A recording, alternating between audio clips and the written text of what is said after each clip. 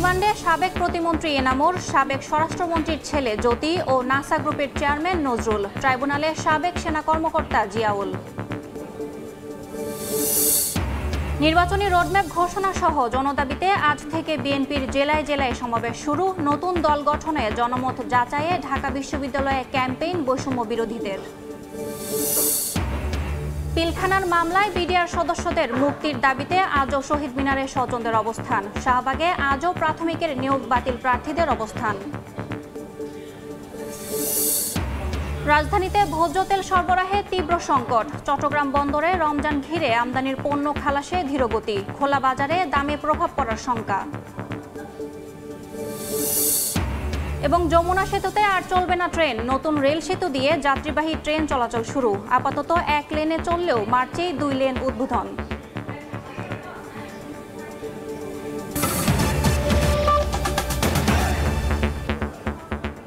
সময় সংবাদের সঙ্গে আছি আমি ইয়াসমিন অনন্যা। জুলাই হত্যা মামলায় সাবেক প্রতিমন্ত্রী এনামুর রহমান, সাবেক স্বরাষ্ট্রমন্ত্রী আসাদুজ্জামান খান কামালের ছেলে শাফি মোদাচ্ছের খান জ্যোতি ও নাসা গ্রুপের চেয়ারম্যান নজরুল ইসলাম মজুমদারকে বিভিন্ন মেয়াদ রিমান্ড দিয়েছেন ঢাকার আদালত। এছাড়াও 9 আসামিকে রাজধানীর বিভিন্ন থানার মামলায় গ্রেফতার দেখিয়ে কারাগারে পাঠানো হয়েছে। সকালে সাভার মডেল থানার আব্দুল কাইয়ুম হত্যা মামলায় সাবেক দুর্যোগ ও ত্রাণ প্রতিমন্ত্রী এনামুর রহমানকে 5 দিনের রিমান্ড আদেশ দেন ঢাকার জেলা ও দায়রা জজ আদালত। পাশাপাশি সালমান এফ রহমান, আনিসুল হক, চৌধুরী আব্দুল আল মামুন ও ধীরেন্দ্রনাথ শম্ভুকে বিভিন্ন মামলায় গ্রেফতার দেখান একই আদালত। এছাড়াও নাসা গ্রুপের চেয়ারম্যান নজরুল ইসলাম মজুমদারকে 2 মামলায় 10 দিন ও সাবেক স্বরাষ্ট্রমন্ত্রী আসাদুজ্জামান খান কামালের ছেলে জ্যোতিকে 7 দিনের রিমান্ডের আদেশ দেন ঢাকা মহানগর হাকিম আদালত। এছাড়াও বিভিন্ন মামলায় গ্রেফতার দেখানো হয় কামাল আহমেদ মজুমদার, দিলীপ কুমার আগারওয়ালান ও আব্দুল হাসানকে।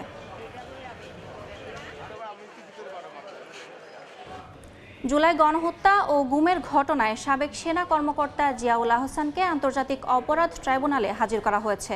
এই মুহূর্তে ট্রাইব্যুনালে আছেন রিপোর্টার আফজাল হোসেন, সরাসরি যাচ্ছি তার কাছে।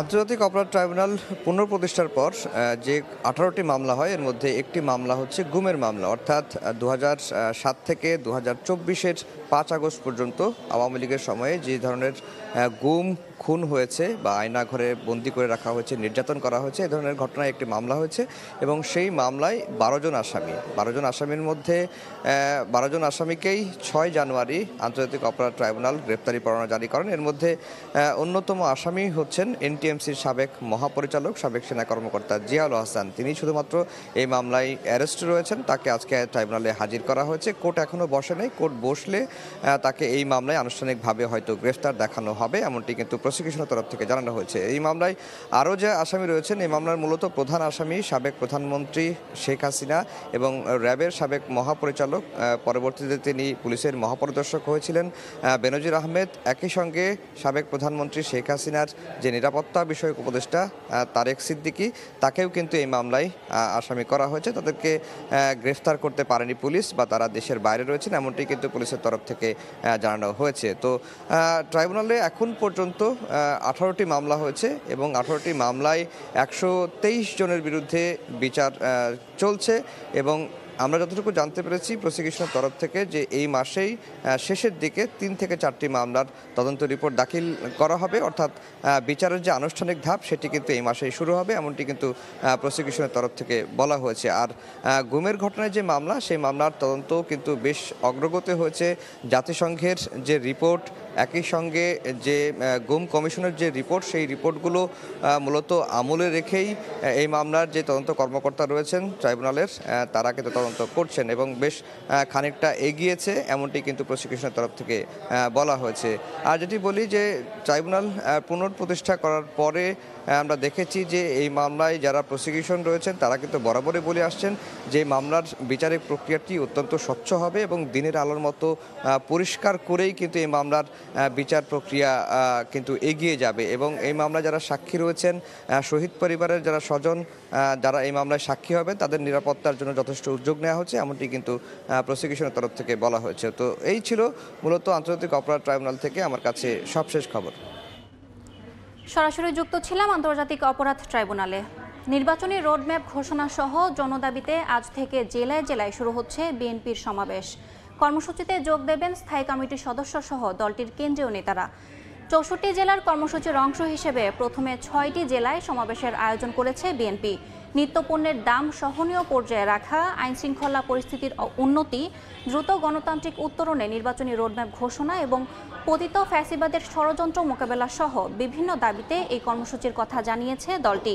বিকেলে খুলনা, লালমনিরহাট, সিরাজগঞ্জ, ব্রাহ্মণবাড়িয়া, সুনামগঞ্জ ও পটুয়াখালীতে সমাবেশ ঘিরে মঞ্চ তৈরি সহ প্রস্তুতি শেষ করেছে জেলার নেতাকর্মীরা। নতুন রাজনৈতিক দল গঠনে জনমত যাচাইয়ে ঢাকা বিশ্ববিদ্যালয়ে ক্যাম্পেইন করছে বৈষম্য বিরোধী ছাত্র আন্দোলন। এই মুহূর্তে সেখানে আছেন রিপোর্টার হাসান ওয়ালি, সরাসরি যাচ্ছি তার কাছে। গণ অভ্যুত্থানে নেতৃত্ব দেওয়া ছাত্রদের নেতৃত্বে এই মাসে আসছে নতুন রাজনৈতিক দল। সেই রাজনৈতিক দলের নাম কি হতে পারে, মার্কা কি হতে পারে, এমন নানান প্রশ্নের জবাব জানতে, শিক্ষার্থীদের মতামত জানতে আজকে ঢাকা বিশ্ববিদ্যালয়ে আপনার চোখে নতুন বাংলাদেশ এই শিরোনামে ক্যাম্পেইন চলছে। ঢাকা বিশ্ববিদ্যালয়ে 6টি বুথে শিক্ষার্থীদের মতামত নেওয়া হচ্ছে। যারা গণ অভ্যুত্থানে রাজপথে ছিলেন সেই শিক্ষার্থীরা আসলে নতুন রাজনৈতিক দল কেমন চান সেই মতামত আসলে তারা নিচ্ছেন। আমি এই মুহূর্তে রয়েছি ঢাকা বিশ্ববিদ্যালয়ের সেন্ট্রাল লাইব্রেরির সামনে। এই জায়গাটিতে আমরা দেখছি শিক্ষার্থীদের জটলা, যারা ক্লাসের ফাঁকে ফাঁকে কিন্তু আসছেন, তাদের মতামত জানাচ্ছেন। নতুন রাজনৈতিক দলে তারা আসলে স্বপ্ন দেখছেন। তারা বলছেন যে বৈষম্যের বিরুদ্ধে আসলে জুলাই আগস্ট আন্দোলন হয়েছে, বাংলাদেশে আগামীতে সব ধরনের বৈষম্যের যাতে করে বিলোপ ঘটে সেই প্রত্যাশা তারা করছেন। আমরা নানান ধরনের নামের কথা দেখছি শিক্ষার্থীরা লিখছেন। এখানে আমরা দেখছি মার্কা কি হতে পারে এমন প্রশ্ন করা হয়েছে। নতুন রাজনৈতিক দলের কাছে কোন সমস্যার সমাধান চান এরকম প্রশ্ন করা হয়েছে। কোন তিনটি কাজ করলে দেশ বদলে যাবে এরকম প্রশ্ন কিন্তু আমরা দেখছি। এটি মূলত কয়েকদিন আগে অনলাইনে ফর্ম ছাড়া হয় এবং সারা দেশেই জাতীয় নাগরিক কমিটি এবং বৈষম্য বিরোধী ছাত্র আন্দোলনের উদ্যোগে শিক্ষার্থীদের কাছ থেকে, সাধারণ মানুষদের কাছ থেকে আমরা দেখেছি মতামত জানতে চাওয়া হচ্ছে। আজকে ঢাকা বিশ্ববিদ্যালয়ে চলছে 6টি ক্যাম্পে, কার্জন হল, টিএসসি, লাইব্রেরি, এরকম কয়েকটি জায়গায় 6টি জায়গায় হলপাড়া, কলা ভবন সহ 6টি জায়গায় 6টি ভেন্যুতে এরকম শিক্ষার্থীরা যারা আসলে আন্দোলনে ছিলেন তারা অন্যান্য শিক্ষার্থীদের, সাধারণ শিক্ষার্থীদের আসলে মতামত জানছেন। আমরা যতটুকু জানি যে এই মাসের মধ্যেই আসলে নতুন রাজনৈতিক দলের ঘোষণা দিতে যাচ্ছেন শিক্ষার্থীরা।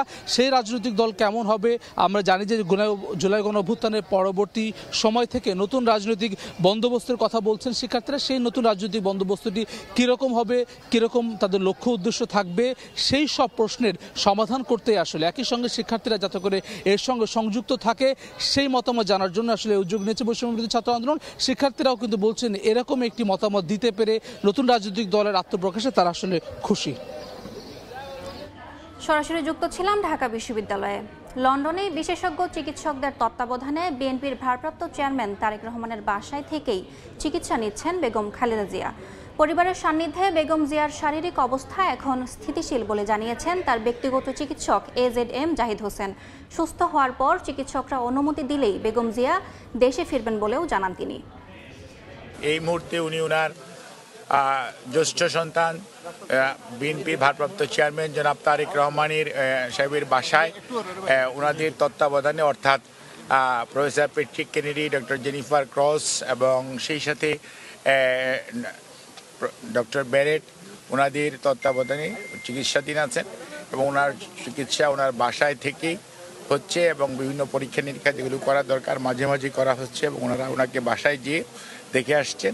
ওনার শারীরিক অবস্থা এই মুহূর্তে স্থিতিশীল এবং আপনারা ওনার সুস্থতার জন্য দোয়া করবেন। ম্যাডাম কবে নাগাদ দেশে যাবে, এখানকার চিকিৎসকরা যেই দিন ওনাকে যাওয়ার জন্য পরামর্শ দিবেন বা ওনাকে মনে করবেন যে বিদেশে থেকে দেশে ফেরত যাওয়ার মতো একটি অবস্থার মধ্যে আছেন, তখন ইনশাল্লাহ উনি দেশ থেকে বাংলাদেশে ফেরত যাবেন। পিলখানার মামলায় বিডিআর সদস্যদের মুক্তির দাবিতে আজও শহীদ মিনারে অবস্থান কর্মসূচি পালন করছেন স্বজনরা। গতকাল থেকেই কেন্দ্রীয় শহীদ মিনারে অবস্থান করেছেন তারা। তৎকালীন চাকরিচ্যুত বিডিআর সদস্যদের চাকরিতে পুনর্বহাল, ক্ষতিপূরণ, জেলবন্দীদের মুক্তি, হত্যার ন্যায় বিচার নিশ্চিত সহ 8 দফা দাবি তাদের। প্রতীকী কাফনের কাপড় পরে প্রতিবাদ জানান অনেকেই। দাবি আদায় না হওয়া পর্যন্ত কর্মসূচি চালিয়ে যাওয়ার ঘোষণা দেন বক্তারা।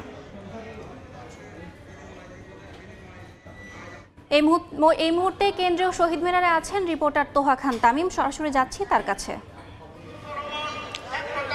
জাস্টিস ফর বিডিআর এই শিরোনামে কর্মসূচি পালন করছেন এখানকার যারা বিডিআর সদস্য রয়েছেন, তৎকালীন বিডিআর সদস্য, জামিনপ্রাপ্ত বিডিআর সদস্য, পাশাপাশি তাদের যে স্বজনরা, সেই স্বজন এবং পরিবারের যে সদস্যরা রয়েছেন তারা এখানে উপস্থিত রয়েছেন। আমি একটু দেখাতে চাই এই মুহূর্তে ঠিক কেন্দ্রীয় শহীদ মিনারের একটি অস্থায়ী মঞ্চ করে এখানে অবস্থান নিয়েছেন তারা, এবং জাস্টিস ফর বিডিআর যে কর্মসূচি সেখান থেকে 8 দফা দাবি তারা তুলছেন। 8 দফা দাবির মধ্যে যারা চাকরিচ্যুত হয়েছেন সেই তৎকালীন বিডিআর সদস্যরা তাদের চাকরিতে বহাল রাখা সহ রাষ্ট্রীয় যে সুযোগ সুবিধা রয়েছে সেই সুযোগ সুবিধা প্রদান করা, পাশাপাশি বিভিন্ন যে মামলা এখন পর্যন্ত জেলবন্দি রয়েছেন তাদেরকে জামিনে মুক্তি দেওয়ার কথা তারা বলছেন, পাশাপাশি যে সমস্ত হত্যাকাণ্ড সংঘটিত হয়েছে, পিলখানা যে নির্মম হত্যাকাণ্ড সংঘটিত হয়েছে, 57 সেনা অফিসার সহ 10 জন বিডিআর সদস্য, মোট 74 জনের যে হত্যাকারী রয়েছে তাদের যে সুবিচার, সেই সুবিচারের দাবি তারা তুলছেন। এছাড়া তারা বলছেন যে পিলখানা হত্যাকাণ্ডে অন্যায়ভাবে যে চাকরিচ্যুত সেনা কর্মকর্তা রয়েছেন, সেনা সদস্য রয়েছেন, তাদেরও কিন্তু পুনর্বহালের কথা তারা বলছেন। এছাড়া শহীদ সেনা কর্মকর্তাদের লাশ পূর্ণ তদন্তের মাধ্যমে সঠিক শনাক্ত করার ব্যবস্থা তারা কথা বলছেন। এভাবে মোটামুটি বলা যায় যে 8 দফা যে দাবি, সেই 8 দফা দাবির কথা তারা বলছেন, এবং আজকে বেলা 12:30 পর্যন্ত তারা সময় বেঁধে দিয়েছে সরকারের কাছে। এই যে 8 দফা দাবি, তাদের যে বিভিন্ন দাবি, এই বিভিন্ন দাবি যদি আদায় না হয় বেলা 12:30 পর্যন্ত, তাহলে তারা মিছিল নিয়ে সচিবালয় অভিমুখে রওনা দেবেন বলে হুঁশিয়ার উচ্চারণ করেছেন। এবং এখানে যদি কোনো অনাকাঙ্ক্ষিত ঘটনা ঘটে সেই সকল দায় সরকারকে নিতে হবে বলেও তারা আসলে মনে করছেন। তো বলা যায় যে আর কিছুক্ষণ পরেই তারা যদি দাবি আদায় না হয় তাহলে বেলা 12:30টার দিকে কেন্দ্রীয় শহীদ মিনার থেকে তারা এখান থেকে মিছিল নিয়ে রওনা দেবেন। এবং আমরা দেখেছি যে এখানে যারা বিডিআর সদস্য রয়েছেন, তাদের পরিবারের সদস্য রয়েছেন, বিশেষত যারা বিডিআর সদস্য রয়েছেন তৎকালীন, তারা প্রতীকী কাফনের যে কাপড়, সে কাপড় পরে এখানে অবস্থান নিয়েছেন, এবং নানা ধরনের যে কর্মসূচি, নানা ধরনের যে বক্তব্য, সে বক্তব্য এখানে দেওয়া হচ্ছে। এবং বলে রাখি, বৈষম্য বিরোধী ছাত্র আন্দোলনের অন্যতম সমন্বয়ক মাহিন সরকার তাদের এখানে সংহতি জানিয়েছে, তিনি উপস্থিত রয়েছেন। পাশাপাশি ছাত্র অধিকার পরিষদের যা নেতাকর্মী রয়েছেন, ছাত্র অধিকার পরিষদের নেতাকর্মীরাও তারা এখানে উপস্থিত রয়েছেন এবং সংহতি প্রকাশ করে বক্তব্য রাখছেন। তো সব মিলিয়ে বলা যায় এই মুহূর্তে কেন্দ্রীয় শহীদ মিনারে জাস্টিস ফর বিডিআর কর্মসূচি, সেই কর্মসূচি চলছে। আর কিছুক্ষণ পরে, অর্থাৎ 12:30টার মধ্যে যদি তাদের দাবি আদায় না হয় তাহলে তারা এখান থেকে মিছিল নিয়ে সচিবালয় দিকে এখান থেকে এগিয়ে যাবেন বলে আমাদেরকে জানিয়েছেন। তো এই ছিল কেন্দ্রীয় শহীদ মিনার থেকে আমার হাতে সবশেষ। সরাসরি যুক্ত ছিলাম কেন্দ্রীয় শহীদ মিনার থেকে। নিয়োগ পুনর্বহালের দাবিতে টানা 7ম দিনের মতো আন্দোলন করছেন প্রাথমিক সহকারী শিক্ষক পদে সুপারিশপ্রাপ্তরা। শাহবাগ জাতীয় জাদুঘরের সামনের সড়কে সকাল থেকে অবস্থান কর্মসূচি পালন করছেন নিয়োগ প্রত্যাশীরা। দাবি আদায় না হওয়া পর্যন্ত আন্দোলন চালিয়ে যাওয়ার ঘোষণা তাদের। গত বৃহস্পতিবার থেকে শাহবাগ ছাড়াও প্রেস ক্লাব ও শহীদ মিনারে অবস্থান কর্মসূচি পালন করে আসছেন নিয়োগ প্রত্যাশীরা। একই নিয়োগের প্রথম 2 ধাপের সুপারিশপ্রাপ্তরা কর্মস্থলে যোগদান করলেও 6 ফেব্রুয়ারি ঢাকা ও চট্টগ্রাম বিভাগের 3য় ধাপের 6,500 সুপারিশপ্রাপ্তের নিয়োগ বাতিল করে রায় দেন উচ্চ আদালত। আদালতের রায়ের বিপরীতে আপিল করা হয়েছে বলে জানান আন্দোলনকারীরা।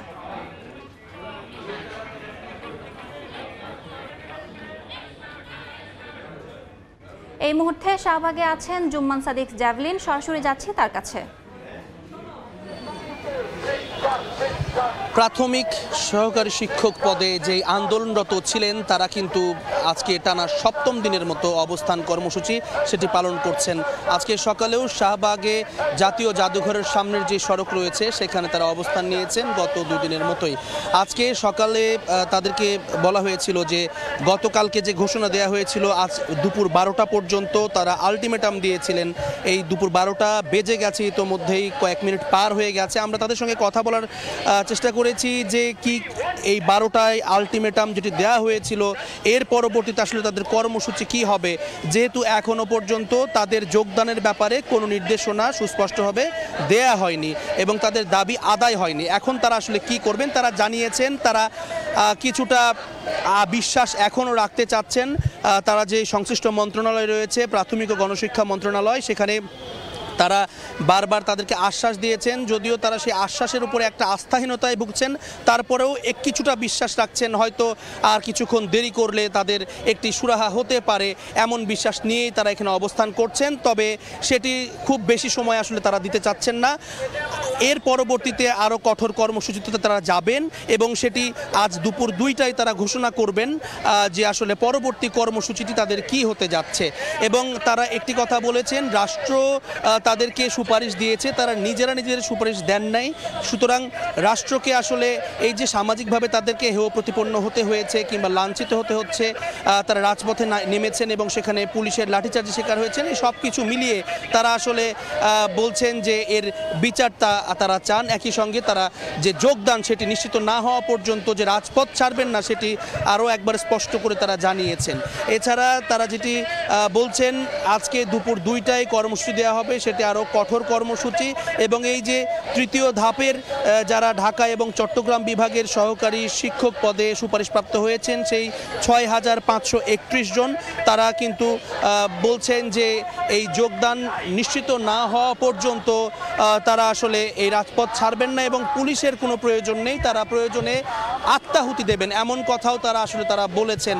তো সব মিলিয়ে এই ছিল এখনো পর্যন্ত আমার কাছে শাহবাগ থেকে প্রাথমিক সহকারী শিক্ষকদের আন্দোলনের সবশেষ খবর। সরাসরি যুক্ত ছিলাম শাহবাগ থেকে। রমজানের আগেই ভোজ্য তেলের তীব্র সরবরাহ সংকটে পড়েছে রাজধানীর বাজার। সেই খবর জানাতে কারওয়ান বাজার থেকে যুক্ত হচ্ছেন রিপোর্টার সাইফুল ইসলাম। সরাসরি যাচ্ছি তার কাছে।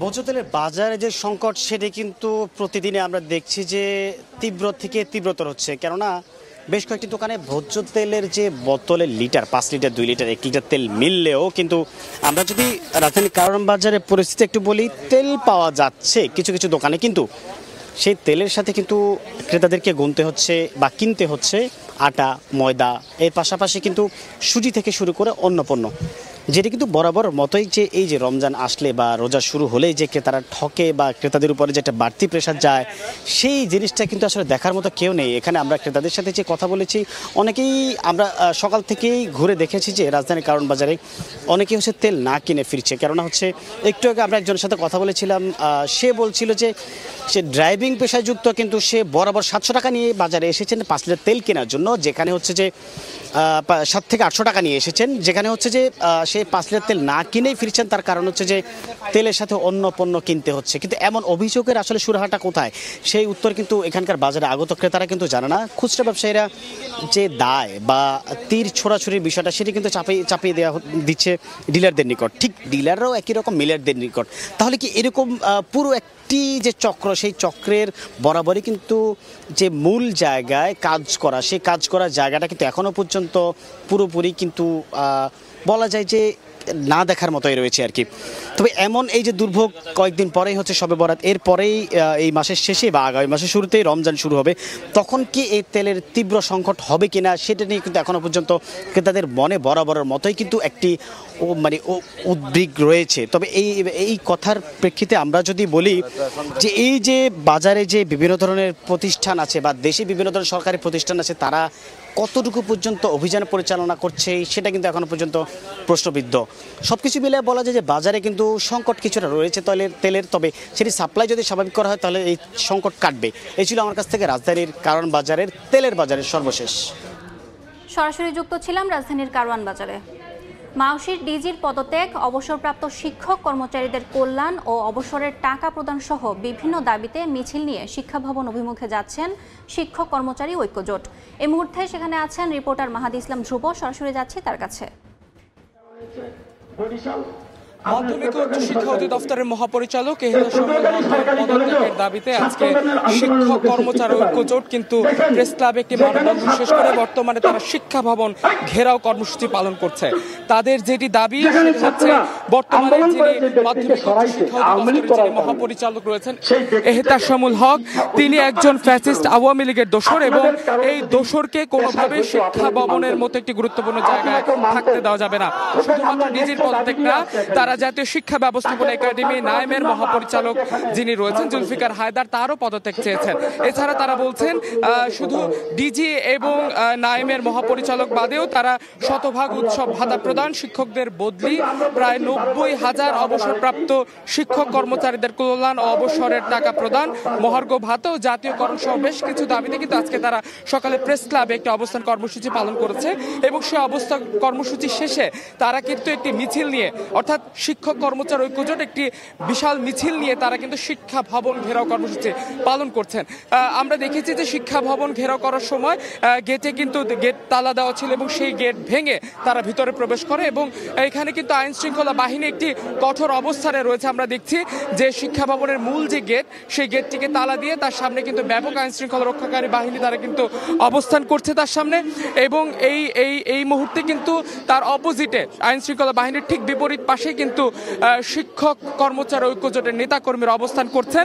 তাদের যেটি দাবি যে যতক্ষণ পর্যন্ত বর্তমান যিনি ডিজি রয়েছেন, মহাপরিচালক রয়েছেন এহতেশামুল হক, তার পদত্যাগ না হওয়া পর্যন্ত তারা এই শিক্ষা ভবন ঘেরাও কর্মসূচি চালিয়ে যাবেন এবং বর্তমানে তারা যেটি বলছেন শুধুমাত্র মাউশির মহাপরিচালক না, নাইমের মহাপরিচালক যিনি রয়েছেন তাদেরও পদত্যাগ প্রার্থনা করছেন এই জাতীয় শিক্ষক কর্মচারী ঐক্যজোটের নেতাকর্মীরা। তারা যেটি বলছেন যতক্ষণ পর্যন্ত তাদের দাবি আদায় না হবে ততক্ষণ পর্যন্ত তারা এই কর্মসূচি চালিয়ে যাবেন। এই মুহূর্তে আমরা রয়েছি শিক্ষা ভবনের সামনে। এখানে শিক্ষক কর্মচারী ঐক্যজোটের নেতাকর্মীদের এক দফা দাবি তারা দিয়েছেন, যতক্ষণ পর্যন্ত এই বর্তমান যিনি ডিজি রয়েছেন মাধ্যমিক মাউশির ডিজি এবং নাইমের ডিজির অপসারণ না হওয়া পর্যন্ত তারা শিক্ষা ভবন ঘেরাও কর্মসূচি চালিয়ে যাবেন বলে তারা এখানে জানিয়েছেন।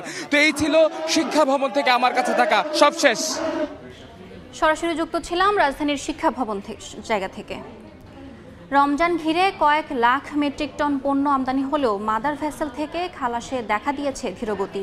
এ অবস্থায় নদী ও সাগরে ভাসমান গুদাম হিসেবে ব্যবহার হওয়া পণ্য বোঝাই লাইটারের জাহাজগুলোর বিরুদ্ধে অভিযানে নামার ঘোষণা দিয়েছে নৌপরিবহন অধিদপ্তর। শাখাওয়াত টিপুর ক্যামেরায় বিস্তারিত জানাচ্ছেন কমল দে। চট্টগ্রাম বন্দরের বহির্নোঙরে মঙ্গলবার ৪৫ থেকে ৪৭টি মাদার ভেসেল পণ্য খালাসের অপেক্ষায় থাকলো। তার বিপরীতে লাইটারের জাহাজ বরাদ্দ করা হয়েছে মাত্র ৪৭টি। অথচ আমদানি করা পণ্য দ্রুত বাজারে পৌঁছাতে প্রতিদিন ১০০ বেশি লাইটারের জাহাজ প্রয়োজন। লাইটারের সংকট আছে বর্তমানে, এটা গত সপ্তাহ দিন খুব তীব্র আকার ধারণ করছে। চট্টগ্রাম বন্দর হয়ে ঢাকার নারায়ণগঞ্জ সহ বিভিন্ন নৌ রুটে চলাচলের জন্য প্রায় ১৫০০ লাইটারের জাহাজ রয়েছে। প্রতি মেট্রিক টন পণ্য পরিবহনের জন্য ৫৫০ টাকা ভাড়া আদায় করে লাইটারের জাহাজ মালিক। অবশ্য বড় বড় শিল্প গ্রুপগুলোর নিজস্ব লাইটারি সিস্টেম রয়েছে। চট্টগ্রাম বন্দরের বহির্নোঙরে অবস্থানরত মাদার ভেসেল থেকে প্রথমে পণ্য খালাস করা হয় এইসব লাইটারের জাহাজে। এরপর লাইটারের জাহাজগুলো পণ্য ডেলিভারি দেয় বিভিন্ন নদী বন্দর এবং ঘাটে। কিন্তু অভিযোগ উঠেছে পণ্য ডেলিভারি না দিয়ে লাইটারের জাহাজগুলো নদী এবং সাগরে ভাসমান গুদাম হিসাবে ব্যবহার হচ্ছে। স্ক্র্যাপ লোহা, সার, কয়লা, সিমেন্ট, ক্লিংকের, পাথর ছাড়াও ভোগ্য পণ্য পরিবহনে ব্যবহার হয় এসব লাইটারের জাহাজ। কিন্তু লাইটারের জাহাজগুলো খালাস শেষে ফিরে না আসায় মাদার ভেসেল থেকে পণ্য খালাসে ধীরগতি নেমে এসেছে। আমরা চাচ্ছি যে ইমিডিয়েটলি তারা বিভিন্ন গোডাউনে বা বিভিন্ন গন্তব্যে তারা যেন জাহাজগুলি তাড়াতাড়ি খালি করে এবং অটোমেশনভাবে তারা খালি করে। লাইটারের জাহাজ সংকটের কারণে বন্দরের বহির্নোঙরে মাদার ভেসেলের অবস্থানের সময় ক্রমশ বেড়ে যাচ্ছে। ফলে প্রতিদিন ১০ থেকে ১৫,০০০ মার্কিন ডলার জরিমানা গুনতে হচ্ছে জাহাজগুলোকে। জাহাজগুলি দ্রুত খালি করে দিলে চিটাগাং পোর্ট আমাদের মাদার শিপের আর ড্যামারিজ থেকে বৈদেশিক মুদ্রা বাইরে চলে যাওয়ার থেকে সেফ হবে। ইম্পোর্টাররা ক্ষতিগ্রস্ত হচ্ছে, আলটিমেটলি সাফারার জনগণ, কারণ এই যে কস্ট সেটা কিন্তু প্রোডাক্টের উপরে ইনক্লুড হয়ে যাবে। এই অবস্থায় নদী এবং সাগর পয়েন্টে ভাসমান গুদাম হিসেবে ব্যবহার হয় পণ্য বোঝা লাইটারের জাহাজগুলোর বিরুদ্ধে অভিযানে নামার ঘোষণা দিয়েছে নৌ পরিবহন অধিদপ্তর। নৌ পরিবহন অধিদপ্তর, BIWTA, কোস্টগার্ড এবং নৌ পুলিশের সমন্বয়ে মোবাইল কোর্ট পরিচালনা করা হবে। গভীর সাগরে অবস্থান নিয়ে প্রতিদিন অন্তত 4টি লাইটারের জাহাজে পণ্য খালাসের সক্ষমতা রয়েছে বিদেশি মাদার ভেসেলগুলোর। কিন্তু এখন মাত্র 1টি লাইটারে তারা পণ্য বোঝাই করতে পারছে। কমল দে, সময় সংবাদ, চট্টগ্রাম। বাড়তি খরচ করে বানানোর পরও ঢাকার 2 সিটিতে সক্রিয় হয়নি টিসিবির 82% স্মার্ট ফ্যামিলি কার্ড। টিসিবি বলছে এর পুরো দায় নিতে হবে সিটি কর্পোরেশনকে, আর সিটি কর্পোরেশনের অজুহাত জনবল সংকটের। এদিকে ফ্যামিলি কার্ডের তথ্য যাচাই বাছাইয়ে রাজনৈতিক পরিচয় বিবেচনায় না রাখার পরামর্শ অর্থনীতিবিদদের। ফরহাদুর রহমানের রিপোর্ট। নতুন স্মার্ট কার্ডেই একমাত্র এখন থেকে টিসিবির বিপণন কার্যক্রম পরিচালিত হবে। যে ধরনের নৈরাজ্য এবং দুর্বৃত্তায়ন হয়েছিল এই ক্ষেত্রে টিসিবির ফ্যামিলি কার্ড তৈরিতে দুর্বৃত্তায়ন হয়েছে। সরকার পরিবর্তনের পর থেকেই এমন দাবি করে আসছেন উপদেষ্টারা। এর জেরে গত মাসে স্মার্ট ফ্যামিলি কার্ডের বাইরে বন্ধ রাখা হয় ভর্তুকি মূল্যে সংস্থাটির বিক্রয় কার্যক্রম। এদিকে যতগুলো ফ্যামিলি কার্ড স্মার্ট করা হয়েছে সেগুলো বিতরণেও দেখা দিয়েছে ধীরগতি, যার কারণে বঞ্চিত হচ্ছেন সুবিধাভোগীরা। নতুন কার্ডের মাল শুরু হবে জানুয়ারি মাসের থেকে, কিন্তু এখন আমার কার্ড আমি পাই নাই, আমারও ফোন দেয় নাই। আমরা তো এটার উপরে ভরসা করে থাকি, তারপরে এই কার্ড দিয়ে প্রত্যেকবার মাল নিতেছি, এবার নতুন করে ঝামেলা হয়ে গেছে। কি এর মেসেজ যাইব তারপরে দিব। যেহেতু স্মার্ট কার্ড হচ্ছে এই পর্যন্ত স্মার্ট কার্ডের এরকম আসলে কার্ডদারি পাওয়া যাচ্ছে না। টিসিবির তথ্য বলছে ঢাকার 2 সিটি কর্পোরেশন উত্তর দক্ষিণের জন্য বরাদ্দ রয়েছে 13,08,135টি স্মার্ট ফ্যামিলি কার্ড। এর মধ্যে গেল 5 ফেব্রুয়ারি পর্যন্ত তৈরি হয়েছে 6,57,328টি। প্রতিটি কার্ড তৈরিতে 19 টাকা করে, মোট খরচ 1,24,89,000 টাকা। বিশাল খরচে এসব কার্ডের মধ্যে সক্রিয় বা পণ্য কেনার উপযোগী হয়েছে মাত্র 18% কার্ড। এর মধ্যে আবার উত্তর সিটি কর্পোরেশনের অঞ্চল 4 ও 5 এর 16টি ওয়ার্ডের 1,04,505টি কার্ডের মধ্যে সক্রিয় হয়েছে মাত্র 2টি। টিসিবি বলছে প্রস্তুত হওয়া সব কার্ড সংশ্লিষ্ট কর্তৃপক্ষের কাছে পাঠানো হয়েছে। সক্রিয় কার্ডের উপকারভোগীদের পণ্য দিতেও প্রস্তুত সংস্থাটি। তাহলে সক্রিয় হচ্ছে না কেন? এর দায়ী বা কার? ফ্যামিলি কার্ড যাদের কাছে অ্যাক্টিভেশনের দায়িত্ব, অর্থাৎ সিটি কর্পোরেশনের ওয়ার্ড কাউন্সিলর অফিস এবং স্থানীয় পর্যায়ে টিওনো অফিস, যাদের এটা অ্যাক্টিভেশন করার দায়িত্ব, তারা যদি সঠিক সময় দ্রুত অ্যাক্টিভেশন না সম্পাদন করে ডিলাররা পণ্য বিক্রি করতে ব্যাহত হবে। আমরা ইতিমধ্যেই জানুয়ারি মাসের পণ্য সারা বাংলাদেশে ডিলারদের কাছে পৌঁছে দিয়েছি। টিসিবি স্মার্ট ফ্যামিলি কার্ড সক্রিয় করা যাদের দায়িত্ব সেই কর্তারা বলছেন জনবল সংকটের কারণে নিম্ন আয়ের মানুষকে সরকারের দেয়া সুবিধা পৌঁছে দিতে পারছেন না তারা। ওইটা 8,000 কার্ড আর জন্মমৃত্যু নিবন্ধনের অগ্রাধিকার, ওইটাও অগ্রাধিকার, কিন্তু আমার একজন লোক দেন অথবা একটা কম্পিউটার দেন। অন্যান্য যারা পারছে তারা কেন করতেছে না, এই প্রশ্ন আমারও, এবং তাদেরকে আমি বলবো যে তারাও যেন এই কাজগুলো অন্য কাজের পাশাপাশি করে। এদিকে সরকার পরিবর্তনের পর থেকে টিসিবির ভুয়া সুবিধাভোগী বাদ দিতে তৎপর বাণিজ্য মন্ত্রণালয়। এ অবস্থায় সুবিধাভোগী নির্বাচনে সরকারকে কার্যকরী রোল মডেল তৈরির তাগিদ দিচ্ছেন অর্থনীতিবিদরা। একটা প্রসেস তাদেরকে বের করে নিয়ে আসা উচিত যে এই প্রক্রিয়ার মাধ্যমে যদি আমরা করি তাহলে এই জায়গাতে ভবিষ্যতেও আপনার দুর্নীতি করা সম্ভব না বা রাজনৈতিক বা স্বজনপ্রীতির হওয়ার সম্ভাবনা নাই। কোনো উপকারভোগী যেই দলেরই, যেই মতেরই, যেই ধর্মের, যেই বর্ণেরই হোক না কেন, পাওয়ার জন্য নির্বাচিত যোগ্য ব্যক্তি হন, নাগরিক হিসেবে তাকে বাদ দেওয়ার কোনো সুযোগ নাই। প্রকৃত সুবিধাভোগী নির্বাচন জটিলতায় যখন ধীরগতি ফ্যামিলি স্মার্ট কার্ড বিতরণে, তখন কার্ড ছাড়াই ট্রাকে করে সবার জন্য ভর্তুকি মূল্যে পণ্য বিক্রি করছে টিসিবি। ফরহাদুর রহমান, সময় সংবাদ, ঢাকা। যমুনা সেতুতে আর চলবে না ট্রেন। নতুন রেল সেতু দিয়ে যাত্রীবাহী ট্রেন চলাচল শুরু হয়েছে। রাত বেলা 11:15 রেল সেতু পাড়ি দেয় রাজশাহী থেকে ছেড়ে আসা সিল্ক সিটি এক্সপ্রেস। আপাতত একটি লেন দিয়ে যাত্রীবাহী ট্রেন চলাচল শুরু হলো, তবে মার্চের মাঝামাঝিতে 2 লেনের পুরো কার্যক্রম উদ্বোধন করা হবে বলে জানিয়েছেন কর্তৃপক্ষ। এর আগে সকাল 10টায় শেষবারের মতো বনলতা এক্সপ্রেস ট্রেন যাওয়ার মধ্য দিয়ে বন্ধ হয়ে যায় যমুনা সেতুর ট্রেন লাইন।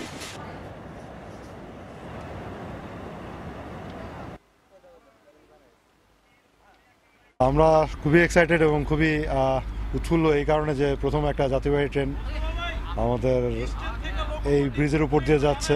একটা সময়ের যে আপনার ঘাটতি ছিল, আমাদের যমুনা সেতুর উপর দিয়ে যখন যাইতো দেখা যাচ্ছে দীর্ঘ 30 মিনিট সময় লাগতো, যেটা আমরা খুব সংকীর্ণ একটা সময়ের মধ্যে নিয়ে আসতে পারছি। আমাদের কস্ট যেমন ইফেক্টিভ হবে, তেলটা কম যাবে এবং আমাদের সময়টাও কমে যাবে, তেমন বেনিফিটেড হবে আমরা। এবার বাণিজ্যের সংবাদ।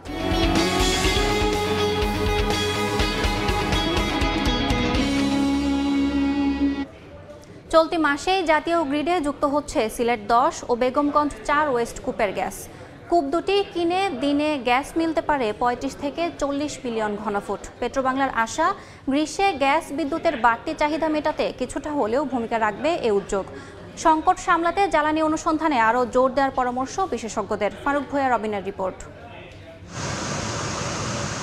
প্রাকৃতিক সম্পদের সম্ভাবনাময় ক্ষেত্র হিসেবে পরিচিত সিলেটের নতুন এই অনুসন্ধান কূপ আশা জাগায় সংকটে ধুঁকতে থাকা দেশের জ্বালানি খাতে। ২০২৩ সালের নভেম্বরে সিলেট ১০ কূপে সন্ধান মিলে তেল, গ্যাস দুই ধরনের জ্বালানিরই।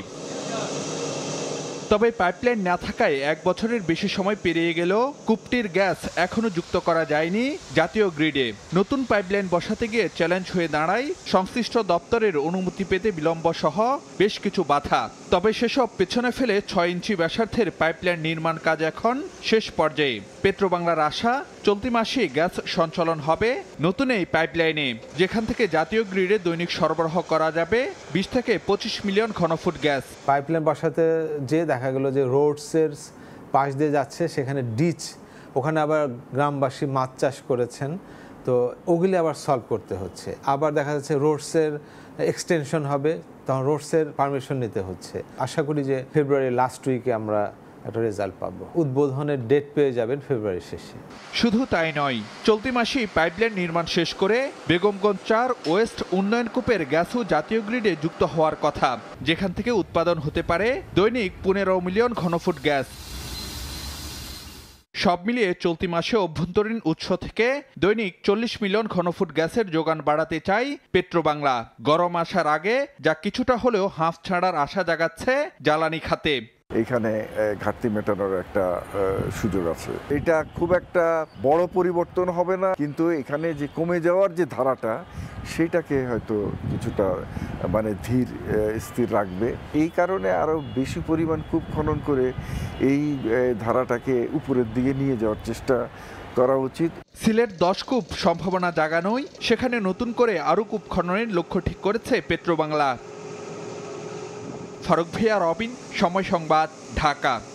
অর্থ পাচারের অভিযোগ মোবাইলে আর্থিক সেবাদাতা প্রতিষ্ঠান নগদের বনানী কার্যালয়ে অভিযান চালাচ্ছেন দুদক। এই মুহূর্তে সেখানে আছেন রিপোর্টার তাসলিম তৌহিদ। সরাসরি যাচ্ছি তার কাছে। মোবাইলে আর্থিক সেবা প্রদানকারী প্রতিষ্ঠানের বিরুদ্ধে দুদক আজকে অভিযান চালাচ্ছে। সেখানে নগদ এসেছে। সকাল থেকে দুদকের টিম, উপপরিচালক সহ বেশ কয়েকজন নেতৃত্বে দুদকের একটি টিম অভিযান এসেছে। তারা মূলত এখানে নগদের সাথে ডাক বিভাগের চুক্তি, একই সাথে তাদের বিরুদ্ধে মানি লন্ডারিং বা বিভিন্ন আর্থিক অনিয়মের অভিযোগে এই দুদকে এসেছে দুদকের অভিযানকারী দল। তারা যেটা নগদ অফিসে এসেছেন, তারা যেটা বলছেন যে এই প্রতিষ্ঠানটার বিরুদ্ধে বিগত আওয়ামী লীগ সরকারের সময় কিন্তু বিভিন্নভাবে আর্থিক অনিয়মে রয়েছে, আর্থিক জালিয়াতি, অতিরিক্ত ইলেকট্রনিক অর্থ বা ই মানি তৈরি করার অভিযোগ রয়েছে, যে কারণে কিন্তু ইতিমধ্যে বাংলাদেশ ব্যাংকও বলেছে যে ২,৩৫৬ কোটি টাকার মতন হিসাব মিলছে এই প্রতিষ্ঠানটির বিরুদ্ধে। এছাড়া বিভিন্নভাবে ডাক বিভাগকে ব্যবহার করে সরকারি অর্থ হাতিয়ে নেওয়া সহ বিভিন্নভাবে অনিয়মের অভিযোগ রয়েছে। আর এসব কাজে মূলত যেহেতু নগদ প্রতিষ্ঠানের সাথে আওয়ামী লীগের সংশ্লিষ্ট বা সুবিধাভোগীরা ছিল, যে কারণে এই সরকারি প্রতিষ্ঠানকে কিন্তু বিভিন্ন সময় ব্যবহার করা হয়েছে। ব্যবহার করেই মূলত মানি লন্ডারিং করেছেন, আর্থিক জালিয়াতি করেছে, একই সাথে অতিরিক্ত ই মানি তৈরি করার কথা বলা হচ্ছে। এভাবে কিন্তু প্রায় ২,৩৫৬ কোটি টাকার মতন কোনো হিসাব মিলছে না। ইতিমধ্যে কিন্তু এখানে পট পরিবর্তনের পরে কিন্তু নবনিযুক্ত প্রশাসক নিয়োগও করা হয়েছে। তো এখন দেখার বিষয়, দুদক সকাল থেকে অভিযানে এসে মূলত এই তথ্যপত্রগুলো সংগ্রহ করছে, কী ধরনের অনিয়ম হচ্ছে সেই নথিপত্র বিশ্লেষণ করছে। পরবর্তীতে অবশ্য কথা বললে আমরা জানতে পারবো এই অভিযানে কী ধরনের তথ্য মিলেছে। তো এই ছিল আমার কাছে সবশেষ তথ্য নগদের অভিযান থেকে। সরাসরি যুক্ত ছিলাম বনানী থেকে। অপ্রয়োজনীয় নিয়োগ বন্ধ ও কর্মী ছাঁটাইয়ে ইলন মাস্কের ক্ষমতা বাড়ালেন ডোনাল্ড ট্রাম্প। নির্বাহী আদেশে মাস্কের ডিপার্টমেন্ট অফ গভর্নমেন্ট এফসিএনসির সঙ্গে ফেডারেল দফতরকে সহযোগিতার নির্দেশ দিয়েছেন মার্কিন প্রেসিডেন্ট। কিছুদিন আগেই টাইমস ম্যাগাজিনে ট্রাম্পের চেয়ারে গ্লাস হাতে মার্কিন ধনকুবের ইলন মাস্কের ছবি নিয়ে ব্যাপক আলোচনা সমালোচনা শুরু হয়। এ সময় অনেকেই বলেছিলেন এই ঘটনার পর ইলন ট্রাম্পের সম্পর্কে কিছুটা ভাটা পড়তে পারে। তবে সব গুঞ্জন পাশ কাটিয়ে সম্প্রতি এক নির্বাহী আদেশের মাধ্যমে ইলন মাস্ককে আরও বেশি ক্ষমতা দিয়েছেন ট্রাম্প। এই আদেশের মাধ্যমে তিনি মার্কিন সরকারের বিভিন্ন সংস্থাকে মাস্কের ডিপার্টমেন্ট অফ গভর্নমেন্ট এফিসিয়েন্সি বা ডিওজি-কে সহযোগিতা করার নির্দেশনা দিয়েছেন। যুক্তরাষ্ট্রের ফেডারেল কর্মী সংখ্যা কমানো এবং অপ্রয়োজনীয় নিয়োগ বন্ধের উদ্দেশ্যে এই দফতরটি ট্রাম্পের ক্ষমতা গ্রহণের পর গঠন করা হয়েছে। ট্রাম্পের নতুন নির্বাহী আদেশ অনুযায়ী সরকারি কর্মী সংখ্যা ব্যাপকভাবে কমানোর পরিকল্পনা নেওয়া হয়েছে, যেখানে স্বেচ্ছায় চলে যাওয়া প্রতি 4 কর্মীর বিপরীতে কেবল একজন নতুন কর্মী নিয়োগ দেওয়া হবে। ট্রাম্পের সঙ্গে সংবাদ সম্মেলনে যুক্ত হয়ে মাস্ক ডিওজি-কে একটি অনির্বাচিত শাখা হিসেবে উল্লেখ করেন। তিনি আরও জানান, জনগণের ট্যাক্সের টাকা যেভাবে ব্যয় হয় তা আরও দক্ষতার সঙ্গে নিয়ন্ত্রণ করা হবে। যুক্তরাজ্য ভিত্তিক গণমাধ্যম দ্য গার্ডিয়ানকে বিশ্লেষকরা জানান, এই আদেশের কারণে সরকারি কর্মীদের মধ্যে অসন্তোষ সৃষ্টি হতে পারে এবং অর্থনীতি আরও চাপের মুখে পড়তে পারে। তবে ট্রাম্প এবং মাস্ক আশাবাদী যে উদ্যোগগুলো ভবিষ্যতে যুক্তরাষ্ট্রের অর্থনৈতিক পরিস্থিতি উন্নয়ন করতে সহায়ক হবে। মালিহা সুহরওয়ার্দী, সময় সংবাদ। চ্যাম্পিয়ন্স ট্রফির আগ মুহূর্তে বড় ধাক্কা অস্ট্রেলিয়ান শিবিরে। ব্যক্তিগত কারণ দেখিয়ে স্কোয়াড থেকে নিজের নাম সরিয়ে নিয়েছেন পেসার মিচেল স্টার্ক। প্যাট কামিন্সের পরিবর্তে মেগা আসরে অজিতের অধিনায়কের দায়িত্ব পালন করবেন স্টিভ স্মিথ। চ্যাম্পিয়ন্স ট্রফি শুরু হতে বাকি 1 সপ্তাহেরও কিছু সময়। শিরোপা ঘরে তুলতে শেষ মুহূর্তের প্রস্তুতিতে ব্যস্ত শক্তিশালী দলগুলো। তবে একের পর এক বড় ধাক্কা অস্ট্রেলিয়ান শিবিরে। এবার তার সঙ্গে যুক্ত হলো সেরা পেসার মিচেল স্টার্ককে না পাওয়া।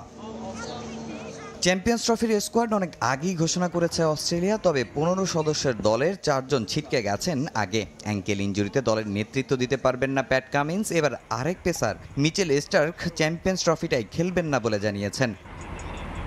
ব্যক্তিগত কারণ দেখিয়ে 50 ওভারের মেগা আসর থেকে নিজের নাম প্রত্যাহার করেছেন মিচেল স্টার্ক। তার এভাবে সরে যাওয়ায় দুর্বল হয়ে পড়েছে অজিদের পেস ডিপার্টমেন্ট। এর আগে গুরুতর চোটে স্কোয়াড থেকে ছিটকে গেছেন আরেক পেসার জশ হ্যাজেলউড। এছাড়া চোটের কারণে মিচেল মার্শকেও পাচ্ছে না অজিরা। মার্কাস স্টোনিজও হুট করে অবসর নিয়েছে ওয়ানডে ফরম্যাট থেকে। পেস ডিপার্টমেন্ট ছাড়াও দলের অধিনায়কত্ব নিয়ে দুশ্চিন্তায় পড়েছিল অজি টিম ম্যানেজমেন্ট। এবার চ্যাম্পিয়ন্স ট্রফির দায়িত্ব তুলে দিয়েছে অভিজ্ঞ স্টিভ স্মিথের কাঁধে।